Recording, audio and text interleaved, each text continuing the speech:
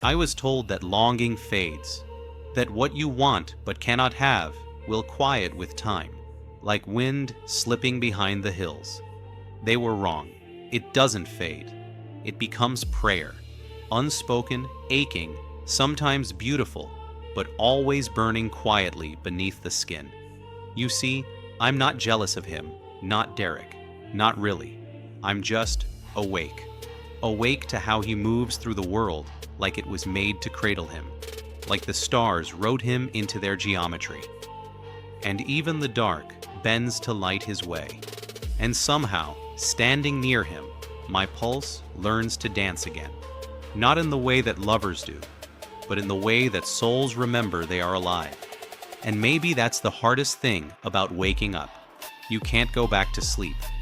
This mirror behind me, it hums, like it knows what I'm afraid to admit, that I could step through right now and be free. Free from this yearning, from watching Jenna's fingers slip into his, from silencing the words that almost escape me every time I see his face catch the light just right, from pretending I don't ache when he tells me I'm his brother. His brother. If only he knew what that word does to me. Not because I don't love him like family.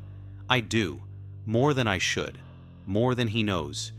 But because that word shuts the door that part of me still dares to keep ajar. I stood here an hour ago, holding a silver token, my father's, a relic of the old Pentillian vows, etched with a phrase in a language no one speaks aloud anymore. To feel deeply is to be divine. That was before our people hardened, before they traded awe for conquest.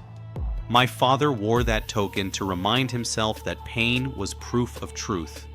He gave it to me before vanishing into the mirror 2 years ago. I could follow him. I could. I've solved the sequence. I've memorized the pattern of resonance. The mirror is ready. It's waiting, but I'm still here. Why? Because of a boy who smiles like he's never doubted the goodness in me, even when I did. Because he once held my wrist when I was shaking and whispered, "You're stronger than the storm." Because when the others laughed, he listened. Because when I broke, he stayed. I used to wonder if loving someone who doesn't love you back is weakness, but it's not. It's alchemy.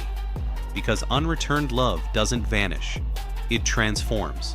It becomes patience, music, a fierce devotion that asks for nothing but the joy of watching them soar. And I have watched Derek soar. I've watched him defy gravity and gods. I've watched him see beauty where others see threat. And I've watched him choose Jenna. She's everything I'm not. Brilliant, fiery, fearless in ways that bend even Derek into wonder. And I'll admit it, I hated her once. Not because she did anything wrong, but because I saw in her the things I tried so hard to bury in myself. She could say what I couldn't, touch what I couldn't, and yet she looked at me once, just once, really looked. And instead of seeing a rival, she saw someone trying not to drown. She never told him. She never needed to. That's when I realized she didn't just love him. She understood me too. And maybe that's why I can't step through this mirror. Because the two people I love most are still on this side. So what now? Do I become a shadow in their story? Do I pretend I'm content to be the wise friend, the quiet one, the advisor who smiles too politely and never lets his truth breathe? Or do I let this longing become a lighthouse? Not a warning, a beacon, a signal that says, you are not alone in your ache. You are not broken for feeling too much. You are divine because of it. If I stepped through this mirror tonight, I would find my father. I would find the truth about who I am, why I hear music in quantum fields, why I can see the shape of time like a living ribbon. I would finally escape the ache of this body, this name, this longing. But I would lose them. Derek, Jenna, the cathedral, the stars, the whispered laughter of our shared youth. And I would never know what kind of man I might have become if I stayed. So I choose this ache. I choose to remain.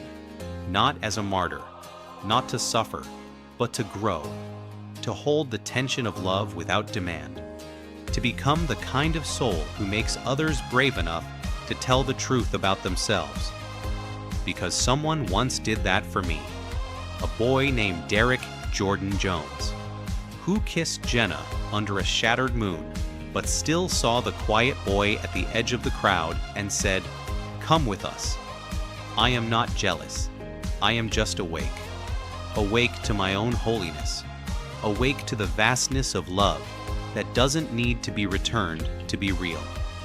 Awake to the possibility that I was never meant to belong to one person, but to the hope that others like me are listening, hiding, hurting, hoping. You're not alone. We are not alone. And maybe this mirror isn't a doorway after all. Maybe it's a reflection of all that we carry, all that we've endured, and all that we're becoming. I'll wait, not forever, but long enough to become someone who no longer flees from his own light. Because love doesn't always lead you forward. Sometimes it roots you in place so you can bloom right here